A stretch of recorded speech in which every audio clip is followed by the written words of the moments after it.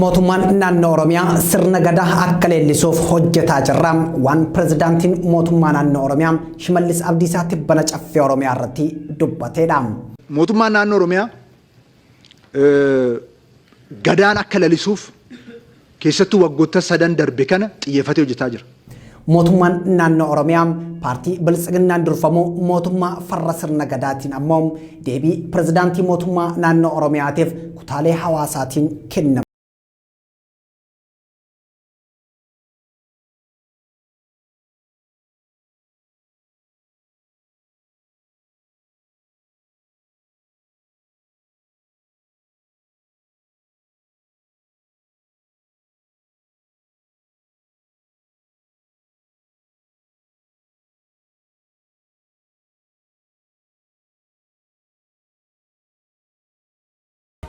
Caasaan nageenya akka baalamukaam guyyarraan harcaa oolaam qaama farra nageenya ta'e qolachuuf gargaarsa uummata Itoophiyaa gaafachuun kenna hin ooluun yaada caffee Oromiyaa irratti dubbatameedha. Guyyaa guyyaadhaan uummanni keenya aarsaa kaffalaa jira. Guyyaa guyyaadhaan caasaan nageenya akka baalatti harcaa jira. Qaamni nageenyaa madaa'ee aarsaa kaffalee jiru lakkoofsa hin qabu.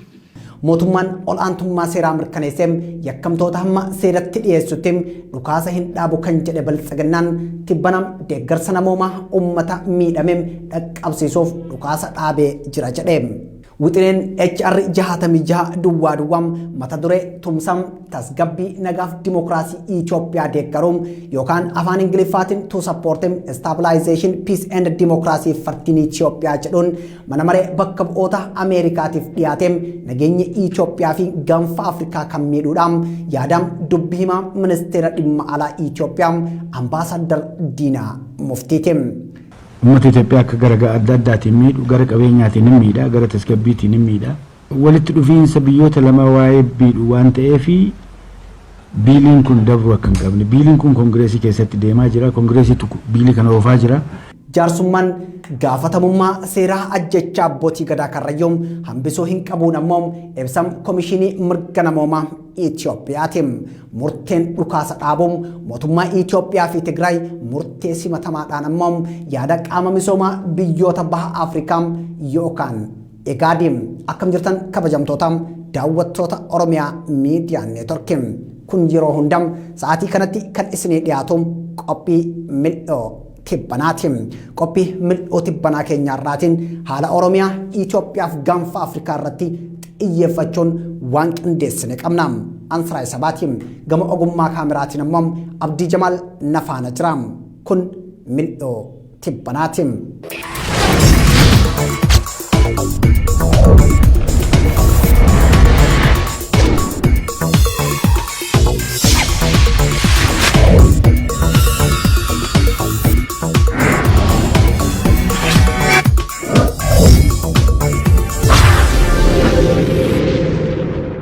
Mootummaan naannoo Oromiyaa gadaan akka leellisuuf keessattuu waggoota sadan darbe kana xiyyeeffatee hojjetaa jira. Caffeen dhufu hunda irratti dhimma gadaatiif dhimmoota bu'uura ta'an tarkaanfilee gurguddaatu fudhatame Oromiyaa keessatti. Pirezidaantiin mootummaa naannoo Oromiyaa obbo Shimallis Abdiisaa mootummaan isaanii waggoota sadan darban sirni gadaa akka leellisuuf qabsaa'aa turu ibsom garuu waggoonni sadan darban waggoota dulli eenyummaa fi sabboonummaa Oromoo cabsom adeemsifamaa turee fi yeroo kamuu caalam hurriin siyaasaa eenyummaa qeenxee uummata Oromoo irratti marameedha. Yaa'ii caffee Oromiyaa jalqaba torbee darbee adeemsifame irratti pirezidaantiin mootummaa naannoo Oromiyaa Shimallis Abdiisaa mootummaan isaanii sirni gadaa akka leellisuuf hojjetaa ture yoo jedhan miseensi caffee Oromiyaa tokko kabajamoo pirezidaantii keenya sirni gadaa akka leellisuuf kan hojjetaa turtan abbootii gadaa karrayyuun jumlaan maa ajjeeftanii ajjechaan sun ajaja keessanii fi komishinii poolisii Oromiyaatiin raawwatame jedhama kanaaf deebii maalii qabdu ergam sirna gadaam guddisaa jiraattanii maaliif uleen gadaa bulchiinsa keessan jalatti muramteem ayyaantuun maaliif ajjeefamteem abbaan gadaa maaliif ajjeefameem bokkuun maaliif tuqameem jedhee kan gaafate hin jiru. Bulchiinsi Shimallis Abdiisaa kan sirna gadaa dagaagsaa jirra jedhu ajjechaa abbootii gadaa karrayyuu keessaa harka akka qabu himamaatii ture. Ajjechaan kun ajjechaa mootummaa naannoo Oromiyaa komishiinara komishinii poolisii Oromiyaa bulchaa godina Shawaa Bahaa fi caasaalee nageenyaa aanaa Faantaalleetiin akka raawwatame miseensi mana maree bakka bu'oota uummata Hangaasaa Ibraahimii fi ministeerri deetan ministeera nageenyaa Taayyee Danda'aa ibsaa turuun isaanii ni yaadatama. Ragaan ajjechaa kana irratti xiyyeeffachuun OMN dhaqqabe akka mul'isutti ajjechaa kana keessaa qondaalonni mootummaa harka qaban pirezidaantii mootummaa naannoo Oromiyaa Shimallis Abdiisaa, itti aanaa pirezidaantii mootummaa naannoo Oromiyaa Awwaluu Abdii, itti gaafatamaa waajjira odeeffannoo Oromiyaa Koloneel Abbabaa Garasuu, itti gaafatamaa paartii Biltsiginnaa Oromiyaa Fiqaaduu Tasammaa, bulchaa godina Shawaa Bahaa Abbabaa Waaqoo komishiinara komishinii poolisii Oromiyaa Araarsaa Mardaasaa, itti gaafatamaa waajjira nageenyaa aanaa Faantaallee Boonsaa Sabbooqaa, ajajaa milishaa godina Shawaa Bahaa Gizaachoo Mukaariyaa, ajajaa poolisii godina Shawaa Bahaa Komaander Eebbisaa fi qondaalonni biroo maqaan isaanii ajjechaa kanaan wal qabate ni ka'a. Garuu pirezidaantiin mootummaa naannoo Oromiyaa Shimallis Abdiisaa, itti aanaan isaa Awwaluu Abdii, gaafatamaan waajjira odeeffannoo Oromiyaa Koloneel Abbabaa Garasuu, bulchaan Shawaa Bahaa Abbabaa Waaqoo, komishiinara komishinii poolisii Oromiyaa Araarsaa Mardaasaa fi gaafatamaan Biltsiginnaa Damee Oromiyaa Fiqaaduu Tasammaa dhugaan abbootii gadaa Karrayyuu akka hin baaneef qondaalota ukkaamsaa fi dhoksaa jiran keessaa isaan tarree duraa irratti barreeffamanidha yookaan ammoo eeramanidha. Qondaalonni ajjechaa fi dhugaa abbootii gadaa Karrayyuu dhoksuu keessaa harka qaban jedhamuun himamu Shimallis Abdiisaa mootummaan isaanii waggoota 3 darban gadaa dagaagsuu irratti hojjete jechuun yoo dubbatu miseensi caffee tokko harka baasee adeemsa jedhee dubbisan dhaabe hin jiru. mootummaan naannoo Oromiyaas ta'e mootummaan Itoophiyaa dhugaan abbootii gadaa Karrayyuu akka hin baaneem hojjetaa jira jedhamuun komatama. Tuutni gadaa Karrayyuu afran hafan jechuun gadaa Melbaam, gadaa Birmajjiim, gadaa Halchisaa fi gadaan Roobaleem walakkeessa bitootessaa keessaa sirna haxarrii yookaan qulqulleessuu fi falannaa adeemsisuun gumaan abbootii gadaa Karrayyuu mallaqaan akka hin xumuramne irratti walii galee ka'e. Ta'us qaamni mootummaa ajjechaa abbootii gadaa Karrayyuu irratti raawwate ajjechaa abbootii gadaa Karrayyuu gumaan xumuruuf hojjetaatii jira. Kibxata darbee ibsa miidiyaaleen mootummaa qabatanii bahaniin ajjechaan abbootii gadaa Karrayyuu gumaan fixuuf walii galame kan jedhudha. Garuu manguddoonni sirna irratti hirmaatan dirqisiifamanii akka hirmaatan hawaasni kallattii garagaraan himaatii jira. Gamtaan abbootii gadaa Oromoo ibsa waloon baaseen abbootiin gadaa Karrayyuu dogongoraan ajjeefamanii kanaaf sirna gumaan akka xumuramu walii gallee jirra jedhe. Tokko abbootiin gadaa Karrayyuu akka dogongoraan ajjeefaman walii gallee jirra. Yeroo abbootiin gadaa Karrayyuu achitti jilarraa qabamanii ajjeefaman san tokko komandi poostiin naannoo san jira. Akka labsii biyyaalessaatitti komandi poostiin naannoo san jira. Aanaa Fantaallee keessatti walitti bu'iin jira. San keessa dogongora san keessa abbootiin gadaa Karrayyuu dogongorri uumamee abbootiin gadaa jimlaadhaan bakka tokkotti fixamuu isaanii hanqina odeeffannoo qaama nageenyaatti kennametu abbootii gadaa kana dhumaatii taasise. Oromoo qofa miti nutillee mufannee jirra waan jedhu mootummaan biyya bulchu afaan guutuu jecha guutuu karaa aadaa Oromoo akka aadaa Oromootti gumaan abbootii gadaa Karrayyuu akka bahu sanarra geenyee murtoo kanarra qaqqabne. Akkam gamtaan abbootii gadaa Oromoo jedhutti abbootiin gadaa Karrayyuu dogongoraan ajjeefamanii garuu ammoo dogongoraan ajjeefaman akka hin jenneem poolisiin kallattiin naannichatti bobbaafamuun bakka jilaatii marsee qabuun ajjeeseem. Ajjechaa kallattiin mootummaan ajajeem raawwatamuu isaan qondaalonni mootummaa ragaa bahan gamtaan abbootii gadaa ammoo dogongoraan ajjeefaman akkamitti jedhan gaafii dhalootaati. Ibsaan gamtaa abbootii gadaa Oromoo hawaasa Karrayyuu kan haqa hooggantoota isaa barbaaduu fi uummata Oromoo kan ayyaantuun isaa jala ajjeefameen mofachiiseetii jira. Barreessaan gamtaa abbootii gadaa fi abbaan gadaa Goobana Hoolaa gumaan kun akka xumuramuuf hojjetaa jiraachuu himeetii jira. Garuu hawaasni Karrayyuu gumaa fudhachuu fi araara buusuu jedhamee adeemsa deemamaa jiru irratti mormii qabu ibsaatii jira. Akka hawaasni jedhutti adeemsi gumaa baasuu kun dhugaam wareegamtootaa dhoksuu fi gaafatamummaa dhabamsiisuuf waan hojjetamaa jirudha. Adeemsa jaarsummaa kana ilaalchisuun ibsa kan baase Komishiiniin Mirga Namoomaa Itoophiyaa jaarsummaan gaafatamummaa seeraa ajjecha abbootii gadaa Karrayyuu hambisuu hin qabu jedhe. Komishiiniin Mirga Namoomaa Itoophiyaa ibsa kana kan baase jaarsoliin Karrayyuu dirqamaa yookaan dhiibbaa mootummaan adeemsa jaarsummaa kana fudhachuu isaanii miidiyaatti akka himan godhamaa jira jedhamuun erga dubbatamee booda.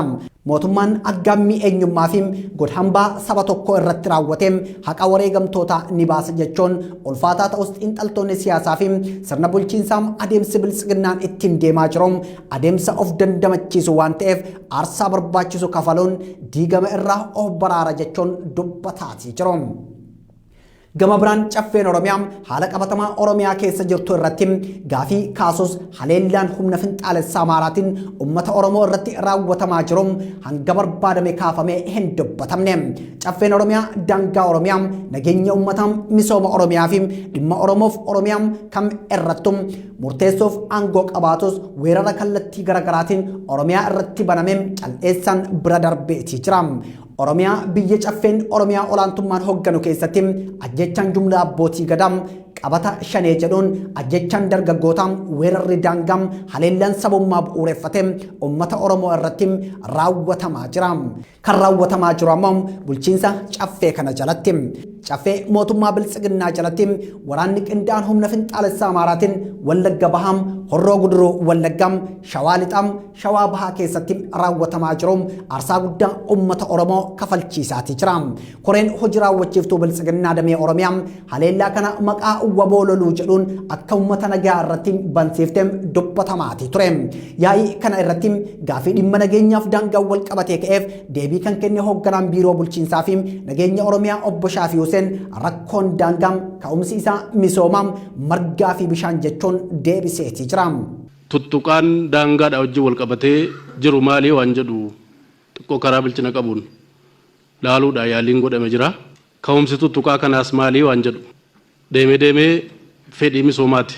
Margaa wajjin wanti wal qabatu jira. Bishaan wajjin wanti wal qabatu jira.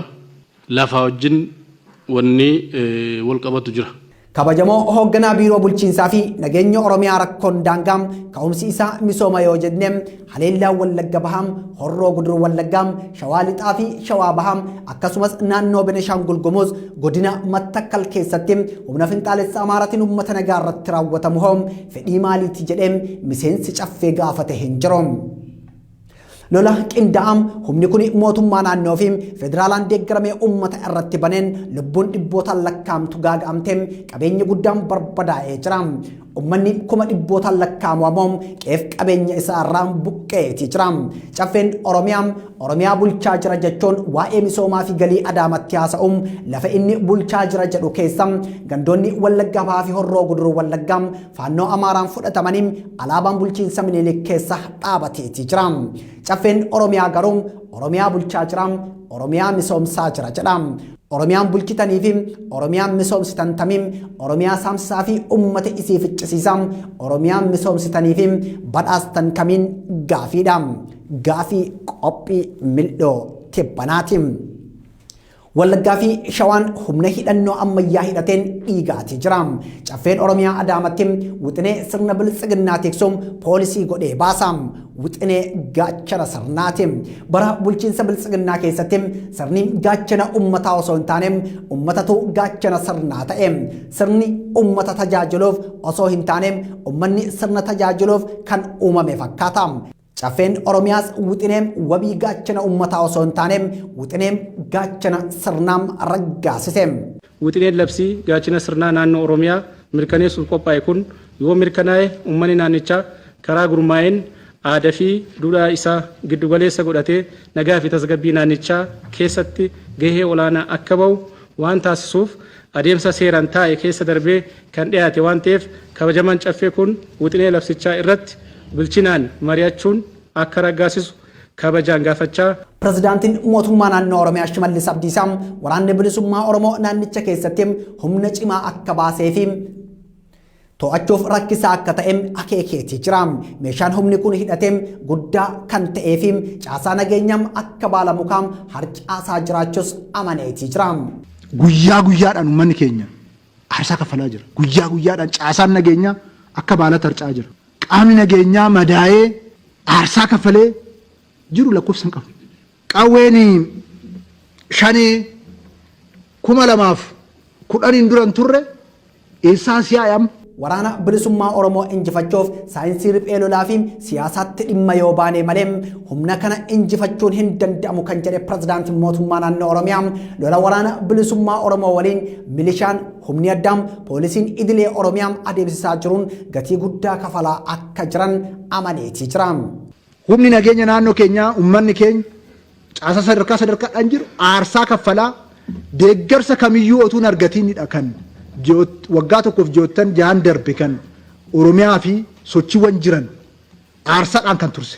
Gootonni keenya milishaan poolisiin illee humni addaa aarsaa ta'anii as nu teechisan. Aarsaa ta'anii akka baalatti harca'anii kabajatu isaanii mala. Waraana kana saayinsii siyaasaatiin yoo xumure malee furmaata akka hin arganne kan eere bulchaan mootummaa naannoo Oromiyaa rakkoom siyaasaatiif furmaanni qawwee osoo hin taane tarkaanfii siyaasaa hundam hirmaachiseedha jedhamuun waggoota afran darban xiinxaltoota siyaasaatiin hamma ogeessota waraanaatti dhaabbilee mirga namoomaaf falmanii hamma dhaabbilee gargaarsa namoomaatti mootummaa Itoophiyaatiif yaamicha taasisaa ture garuu hin awwaanne. Mootummaan naannoo Oromiyaas ta'e mootummaan federaalaa rakkoo siyaasaa Oromiyaaf Tigraay keessa jiru dhukaasaan furuuf qawwee lafaa osoo kaasuu baate lubbuun nama 100,000 lakkaa'amu hin darbu ture. Tarkaanfiin siyaasaa lubbuu rasaasaan harcaatuu fi beelaan dhumtuun 10,000 hambisa ture. Mootummaan Itoophiyaa waamicha tarkaanfii siyaasaa hooggantoota siyaasaa fi idil addunyaatiin taasifamaa fi ture fudhachuun osoo hojiitti hiikee sagaleen dhukaasaas ta'e dirooniin sagaleen boo'ichaas ta'e gaddam Itoophiyaa keessatti hin dhagahamu ture. Garuu mootummaan tarkaanfii siyaasaa fudhachuu dhabuu isaatiin Itoophiyaa naannoo Tigraay qofa keessatti namoonni 500,000 ta'an waraanaan beelaa fi dheebuun dhumuu isaanii qorattoonni yuunivarsiitii biyya Beeljeem ifoomsaniitii jiru. Bu'aan waraanaan beelaan dheebuun dhumaatiin hiyyummaa fi buqqaatiidha. Itoophiyaan waraana dhiiga dhangalaasaa ji'oota 16 booda deeggarsa namoomaaf jecha lola dhaabuu beeksifteetii jirti. Mootummaan Itoophiyaa kan olaantummaa seeraa mirkaneesse qondaalota TPLF osoo seeratti hin dhiyeessin marii biyyaalessaas ta'e dhukaasa hin dhaabu jedhee dhaadataa ture. Lubbuu lammiilee baraaruu fi dararama hambisuuf lola dhaabnee jirra jechuun kamisa darbe bitootessa 24 bara 2022 ibsa baaseen beeksiseetii jira. Mootummaan federaalaa dhukaasa dhaabuu hordofee mootummaan naannoo Tigraayis deeggarsa namoomaaf jecha dhukaasa dhaabuu labseetii jira.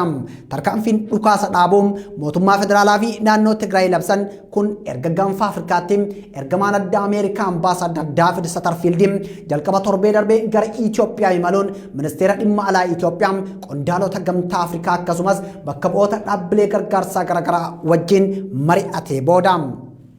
Ambaasaadar David Satterfield xiyyeeffannaa Yuunaayitid Isteet olaanaan deeggarsi namoomaa naannoo waraanaan miidhamee dhaqqabuu akka ta'e ibseetii jira. Tarkaanfiin dhukaasa dhaabuu mootummaa federaalaa fi naannoo Tigraay humnoota mootummaa federaalaa tumsanii fi humna ittisaa Tigraay jidduutti fudhatame biyyootaa fi dhaabbilee garaagaraatiin simatameetii jira. Mootummaan Yuunaayitid Isteet karaa ministeera dhimma alaa biyyattii Antoonii Bilinkeniin ibsa kenneen tarkaanfiin dhukaasa dhaabuu fudhatame lammiilee Itoophiyaa deeggarsa namoomaa barbaadaniif murteessaadhaan adeemsa marii siyaasaa hirmaachisaa ta'e adeemsisuufis furtuu jalqabaatii jedhe. Mootummaan Ameerikaa wal waraansa Itoophiyaa dhaabuu fi marii biyyaalessaa qaamolee siyaasaa hunda hirmaachisee akka adeemsisuuf dhiibbaa dippiloomaasii fi diinagdee mootummaa Itoophiyaa irratti taasisaa kan ture yoo ta'u qondaalota mootummaa Itoophiyaa fi Eertiraa irraa oggura viizaa kaa'uun isaa ni yaadatama. Itoophiyaa immoo gabaa bilisaa Agawaa keessaa baaseetii jira. Deeggarsa diinagdee kallattii garaagaraatiin mootummaa Itoophiyaaf taasifamu oggureetii jira.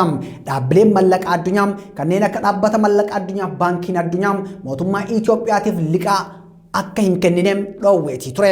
Waraana waliinii Itoophiyaa mariin xumuruuf jalqabam ambaasaadar Jeefrii Deebit Feltimaan booda irraa immoo ambaasaadar David Satterfield gaanfa Afrikaatti ergamtoota Ameerikaa gochuun muudeetii jira.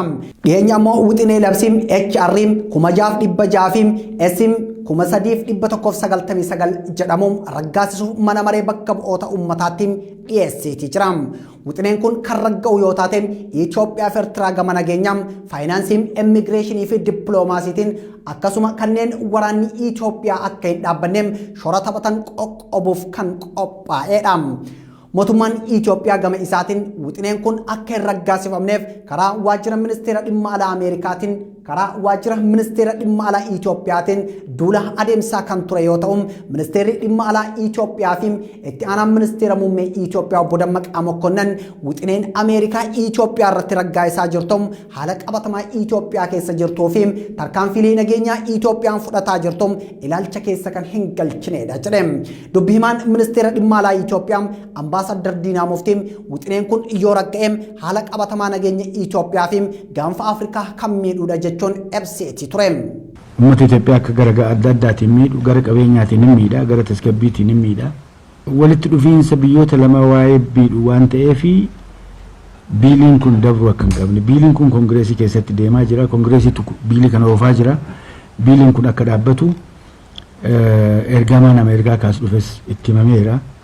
Lammiiwwan Itoophiyaa ala jiran saayiboonni Itoophiyaa ala jiran biiliin kun akka dhaabbatu sosochoo adda addaa akka godhamu itti himamee jira jechuudha. Maali biiliin kuni?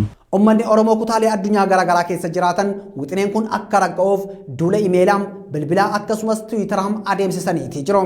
Ragga'uun wixinee kanaan dhiittaa mirga namoomaa mootummaa Itoophiyaatiin uummattoota biyyattii irratti raawwatamu kan hambisu akka ta'e qaamoleen garaagaraa ibsaatii jiru. Garuu mootummaan Itoophiyaa nageenya Itoophiyaa fi gaanfa Afrikaa miidha jechuun balaaleffataati jira.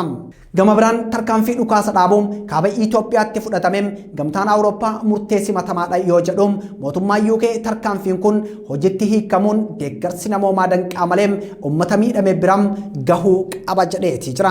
Qaamni misoomaa biyyoota baha Afrikaa IGAD gargaarsi namoomaa danqaa tokko malee uummata bira akka gahuuf murteen dhukaasa dhaabuu gar lameen fudhatame simatamaadha jedhe. Barreessaan olaanaan IGAD Dr. Warqina Gabayyoon deeggarsi namoomaa bakka barbaadamu akka gahuuf hawaasni idil addunyaa tumsa barbaachisu taasisuu qaba jechuun gaafataniiti jiru.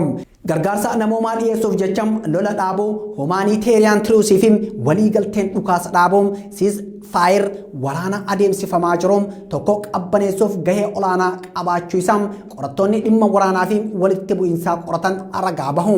Lolli qaamota lama gidduutti adeemsifamu akkaataa fi waliigalteewwan garaagaraatiin akka dhaabbatu hayyoonni ni ibsu.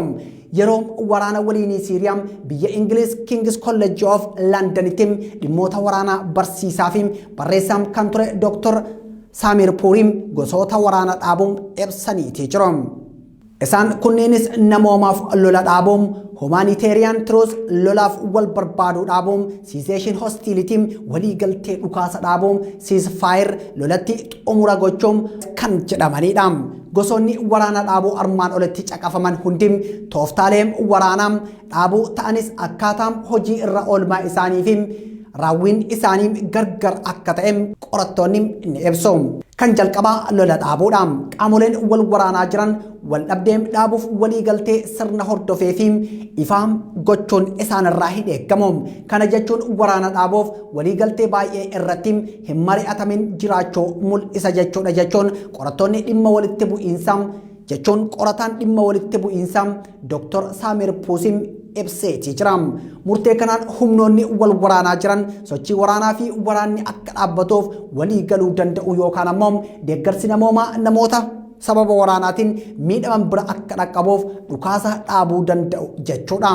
Kun tooftaa dhukaasa dhaabuu jalqabaati. Kan biraa immoo lolaaf wal barbaaduun dhiisuudha. Isa afaan Ingiliffaatiin cessation hostility jedhamu san jechuudha. Kana jechuun qaamonni wal waraanaa jiran wal waraanuu fi loltoonni isaanii sochii loltummaa irraa akka of qusatan walii galu jechuudha. Garuu ammoo dhukaasa dhaabuu jechuu miti. Ta'us lolaaf wal barbaaduu dhabuun walii galteen dhukaasa dhaabuun isa dhaabbatatti geessuuf carraam gaarii uuma jedhameeti himama. Kan sadaffaa immoo dhukaasa dhaabuu ceasefire kan jedhamudha. Kana jechuun qaamoleen hundi ifatti waraana dhaabuuf walii galuu isaanii mul'isa. Kun ammoo hidhannoo hiikkachuun loltoonni iddoowwan qabatan gadhiisanii bahuun naannicha sochii waraanaa irraa bilisa taasisuu fa'a hammata. Kan dhumaam walitti bu'iinsa dhaabuudha. Inni kun sadarkaa dhumaatti kan dhufu jedhamuun himama. Qaamoleen wal waraanaa turan walii galtee dhukaasa dhaabuu booda haalam nageenyi walitti fufaan dhufu irratti walii galtee irra yoo gahan walitti bu'iinsa dhaabuuf walii galan jedhama. Haala kanaan mootummaan Itoophiyaa biyya Ahmadiin durfamuu fi mootummaan naannoo Tigraay kan Dr. Dabratsiyoon Gabra Mikaa'eliin durfamu waraana dhaabuuf walii galtee duraam kan lola dhaabuu yookaan deeggarsa namoomaaf jecham lola dhaabuu taasisan jechuudha. Waraanni akkuma dhimmoota biroom seera mataa isaa qaba. Namoota nagaa naannoo waraanaa keessa jiran nageenya isaanii eeguun deeggarsi namoomaa akkam galu taasisuun seerota waraanaa sadarkaa idil addunyaatiin barreeffaman keessaa isaan muraasa. Seerota kanam humni waraanaa kan hin kabajne ammoo seerota idil addunyaan gaafatama ta'am. Yakka waraanaam duguggaa sanyii fi deeggarsa namoomaa danqe jedhamuun murtiif dhiyaatam. Biyyoonni ilixaan baha giddu galeessaa keessatti Alqaayidaaf Alshabaab waliin yeroo wal waraanan rakkoon deeggarsa namoomaa gaafii keessa galee hin beeku. Biyya ollaa Itoophiyaa Somaaliyaa keessatti waraana waggootaaf Alshabaab waliin adeemsifamaa jiru jidduutti sababa waraanaatiin rakkoon deeggarsi namoomaa muudatee hin beeku. Bakkeewwan Alshabaabiin to'ataman dabalatee bakkeewwan waraanni keessatti adeemsifamaa jiru hundatti deeggarsi midhaan nyaataa, dawaa fi wal'aansa fayyaa uummataan dhaqqabuun Alshabaab dabalatee humnoonni dhukaasa irra jiran hundi deeggaraatii jiru. Waraanni Raashiyaa fi Yuukireen kan dhiyeenya jalqabee dhimmi deeggarsa namoomaa gaafii keessa akka hin seenneef mariin taasifamee kallattiiwwan 10 oliin deeggarsi namoomaa uummataaf dhaqqabaatii jira. Waraana keessatti nageenya uummataa eeguun dirqama garee waraana mootummaa bakka bu'ee loluuti. Naannolee biyyoonni dhiyaa waraana itti adeemsan keessatti deeggarsi namoomaa gaafii keessa kan hin galle ta'us Itoophiyaa keessatti ammoo deeggarsi namoomaa akka meeshaa waraanaatti barootaaf dhimma itti bahameetii jira. Mootummaan Dargis ta'e mootummaan Biltsiginnaa waraana naannoo gaarreeniin beekamtu Tigraay keessatti adeemsaa tureen deeggarsi namoomaa gara naannichaa akka hin galleem daandii cufuun beela akka meeshaa waraanaatti dhimma itti bahan jedhamuun dhaabbilee deeggarsa namoomaatiin komatamu. Garuu bara bulchiinsa mootummaa Dargii deeggarsi namoomaa akka uummata nagaa dhaqqabuuf finciltoota yeroo sanii fi mootummaa Dargii jidduutti walii galteen taasifamee daandiin tokko qaxanaa waraanaatiin ala akka ta'u taasifamee ture jechuun ministeerri muummee duraanii Itoophiyaa Mallas Zeenaawii ibseetii jira. ከደርግ ጋር የሚካሄደው ጦርነት waraanni Dargii wajjin adeemsifnu yeroo daangaa darbetti Dargii waliin haasa'uun daandiin konkolaataa tokko qaxanaa waraanaatiin ala akka ta'u taasifame. Ajandaan Dargii wajjin mari'annee waliif galle isa kana qofa. የኖርንበት አጀንዳ ይሄ ብቻ ነው። Haasaan kun waggoota 30 dura mootummaan deeggarsi namoomaa gaafii keessa akka hin galleef sochii taasisaa turuu isaa kan agarsiisudha. Waraanni bara kanaa garuu hulaa deeggarsa namoomaa ugguruun miidhaa guddaa hordofsiisuu qofa osoo hin taane seerota waraanaa idil addunyaas kan cabseedha jedhamuun ka'a. Mootummaan Itoophiyaa Abiyyi Ahmad Aliitiin durfamu waraana TPLF wajjin jalqabe ji'oota 17 dhiiga dhangalaasaa ture keessatti deeggarsi namoomaa tajaajilli wal'aansa fayyaa qorichi gara naannoo Tigraay akka hin seenne taasisuun waraana beelaa fi dhibeen lubbuu 500,000tti tilmaamamuun fixuu isaattuu himamaatii jira. Deeggarsi namoomaa akka dhaqqabuuf daandiin bara 1977 banamee Dargii kuffisee jira kan jedhe Abiyyi Ahmad deeggarsi namoomaa yoo dhaqqabe TPLF ni ijaarama kufaatii Dargiitiif sababni daandii deeggarsa namoomaa banuudha jechuun dubbateetii ture. እስከ 1977 ድረስ ቲፒኤልኤፍ አንዲት ከተማ አንዲት ዞን የኔ የሚለው አልነበረውም። ጠንካራ የሚባል ውጊያም አድርጎ አያውቅም። የደርግ መንግስት ፈተና የነበረው እስከ 77 ድረስ hanga bara 1977 TPLF naannoo to'ate hin qabu. Waraana jabaa jedhamus hin waraanne. Hanga bara 1977 mootummaa Dargiitiif qormaata kan ture waraana Shaabiyaati malee waraana Wayyaaneeti miti. Garuu beelli bara 1977 erga dhufeen booda daandiin gara Suudaaniin baname. Humnoonni akka Dargiin kufu barbaadan qaamaan gammoojjii dhaquun tooftaan leenjiin mallaqaa fi hidhannoo waliin ta'uun ijaaramee TPLF bara 1981 hiree to'ate. Namoonni yeroo san mootummaa Dargii akkasitti kuffisan har'allee deebisanii itti fayyadamuu barbaadu. Kun garuu yoomiyyuu hin ta'u. ታጥቀው የደርግ መንግስት እንዲወድቅ ያደረጉ ኃይሎች አዲስ ፈጠራ መፍጠር አልቻሉም። የዛሬ 30 40 ዓመት በሰሩት ታክቲክ አሁንም መልሶ መጠቀም ይፈልጋሉ። ይሄ መቼም አይሆንም። አዱኛም deeggarsi namoomaa akka ummata dhaqqabuuf gaafii keessa hin galle keessatti mootummaan Itoophiyaa deeggarsi namoomaa yoo ummata dhaqqabeem juntaan ni ijaarama jechuun miliyoonota beelesseem kuma dhibbootaan ajjeeseem. Bulchaan Itoophiyaa daandiin deeggarsa namoomaa karaa Suudaaniin banameem TPLF kaayyoo qabsoo isaatiif oolfate jechuun dubbatus ministeerri muummee duraanii Itoophiyaa Mallas Zeenaawii daandiin deeggarsa namoomaa kan baname karaa Suudaaniin osoo hin taaneem daandii Finfinnee Dasee Maqalee Addigiraat geessuun akka ta'e ibseetii ture.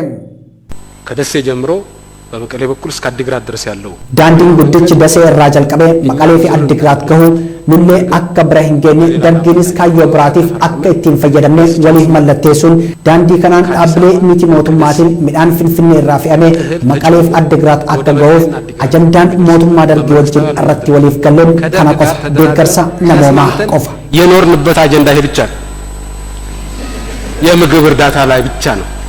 amma garuu mootummaan federaalaa erga lubbuu kuma dhibbootaan lakkaamtu beelaa fi waraanaan dhibee fi dheebuun fixee boodam deeggarsa namoomaaf jecham dhukaasa dhaabee jira jechuun ibseetii jira. Garuu mootummaan deeggarsi namoomaa akka dhaqqabuuf dhukaasa dhaabuu malee deeggarsichi ummata akka dhaqqabuuf eegumsi taasifamu maal fakkaataa? Ibsa kanam humnoonni Amaaraa Affaariif Eertiraa fudhatanii jiruun gaafileen jedhan xiinxaltootaan ka'aatii jira. Tibbanam konkolaataawwan deeggarsa namoomaa fe'aniin gara Tigraay imalaa turan Affaar keessatti ugguramuu isaanii dhaabbanni sagantaa nyaataa addunyaa ibseetii ture. Asmaraa fi Samaraan faannoo fi milishaan Amaaraa waliigaluun deeggarsi namoomaa Tigraay akka hin dhaqqabne yookaan danqan taate maaltu uumamaan gaafiidha. Oollee bullee waan arginu ta'a. Ameerikaa, Chaayinaa, Gamtaa Awurooppaa, Gamtaa Afrikaa, manni maree mirga namoomaa UN, golli maree nageenyaa UN waraana Itoophiyaa dhaabanii gaanfa Afrikaa tasgabbeessuuf sochii cimaa ganna tokko olii taasisaniitii jiru. Ameerikaa, Chaayinaa fi Gamtaan Afrikaa ergama addaa naannichaa muuduun gara naannichaatti ergamtoota bobbaasuun adeemsa yaalii araaraa taasisaatii jiru. Ameerikaan bakka Jeefrii Deevid Feeltimaan Daavid Starfield buusuun Chaayinaan amboom ambaasaaddar Shwee Biingim Gamtaan Afrikaa Mooliseegoon Obaasanjoo muuduun tasgabbii gaanfa Afrikaatti fiduuf yaalii taasisaatii jiru. Gaanfa Afrikaatti ergama addaa Gamtaa Afrikaa Mooliseegoon Obaasanjoo humnoota waraanaa Itoophiyaa keessatti hirmaatan wajjin mari'achuun yaalii araaraa taasisaatii jiru. Ergamaan Chaayinaa Shwee Biingim ammoo konferansii nageenyaa gaanfa Afrikaa walakkeessa bara 2022 adeemsisuuf qophiirra jiru. Gaanfa Afrikaatti ergamaan addaa Chaayinaa ambaasaaddar Shwee Biingim wal waraansa Itoophiyaa harkifachuu filannoo Somaaliyaa harkifachuu waliigaltee Suudaan kibbaa akkasumas fonqolcha mootummaa ce'umsaa Suudaan irratti raawwatamee fi ministeerri muummee Suudaan Abdullah Hamdok aangoo gadhiisuu isaanii hordofee naannichatti tasgabbiin dhabame deebisuuf konferansiin kun akka barbaachisee ibsaniitii jiru. Nagaa fi tasgabbii dhabuun gaanfa Afrikaa naannichatti dimookiraasiin akka hin shaakalamne danqaa guddaa ta'eetii jira. Xumurree jirra. Ansiraa isa baa ture. Gama ogummaa kaameraa piroodaakshina bareedaan mil'uu tibbanaa kan isin biraan gahaa ture Abdii Jamaaliin torbaan sagantaa wal fakkaataan hamma walitti deebinutti torbaan torbee milkii haa ta'u.